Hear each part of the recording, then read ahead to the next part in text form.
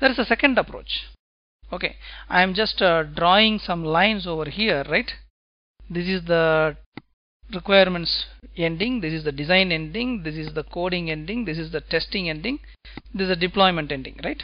These are all like milestones. This is 0, time x-axis is equal to 0. Now what I am going to do is assume that there are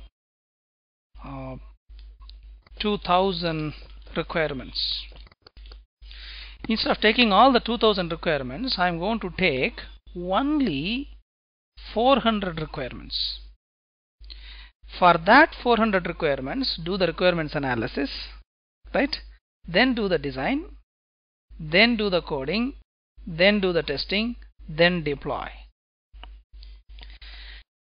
This is first 200, or say first 400 requirements. Then take the next 400 requirements, apply same waterfall model. But here when you are doing the second thing, you have to do integrate, right? Integrate with previous. This is second approach. What you are doing is, you are, instead of taking 20,000 square feet area, you are taking 4,000 square feet area and then building the space. Still you have to do these activities. You cannot bypass design, you cannot bypass coding, you cannot bypass testing. Only thing is, you are applying waterfall model in shorter time frame across a shorter set of requirements, right? This approach is called incremental model, right? If you do take all the requirements, do design, coding, testing, it is called waterfall model. Whereas if you take a smaller set of requirements and then do them, again do design, coding, testing and deployment, and whenever you are doing for the second time, integrate with previous, this is called the incremental model. Both approaches are fine, right? So incremental model is nothing but apply waterfall model in shorter set of requirements and do it repeatedly till you exhaust all the requirements. Okay, now the question is, when will I use the first approach? When will I use the second approach? Again, it is purely dependent on the customer's wish. Usually, waterfall model is used when requirements are known fully and requirements will not change.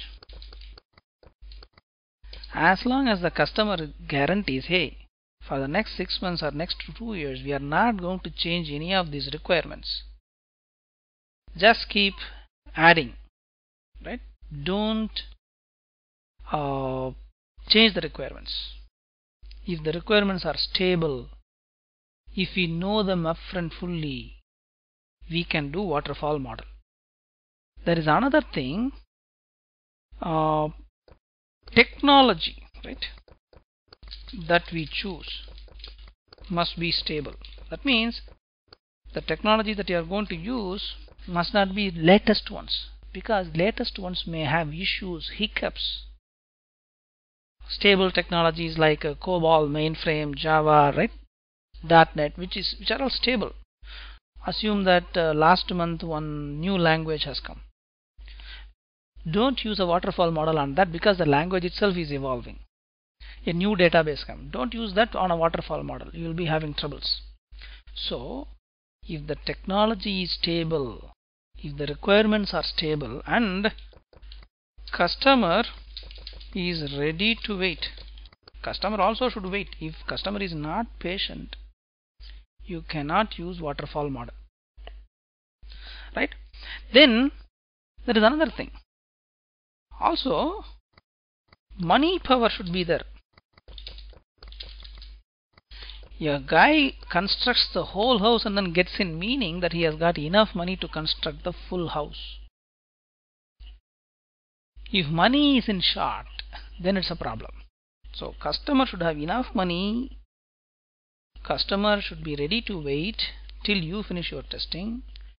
Technology must be stable, requirements must be stable, then you use waterfall model. Then when we want to use incremental model, right? Instead of waterfall, I want to use incremental model. Again, for incremental model also you need all the requirements upfront, right? Again, requirements may change over here, right? You can still change certain requirements, right? But for every piece you are taking, for every increment you are taking, that time it cannot change. Again, for incremental model also we choose a stable technology. Customer is not ready to wait. Okay. Hey, I am not ready to wait for 8 months before I see the product. In 8 weeks I want to see the product. If the customer puts that condition, you will use incremental model. Second thing, there is always, right, less money, right? Spend that and see response, right? And then add more. Customer has some limited money. Okay, first let us see. 2 months you will see the product. Oh, it's coming good, then I will give you more money. That's the kind that we use in incremental model. So both approaches are good, but in certain cases first one is good, in certain other cases second one is good. Again, many industries like mechanical industry, civil industry, electrical industry, electronics industry, everywhere you will see waterfall and incremental model, because specification, design, build, test, this is a common practice in every industry. In software also we call coding as building, right?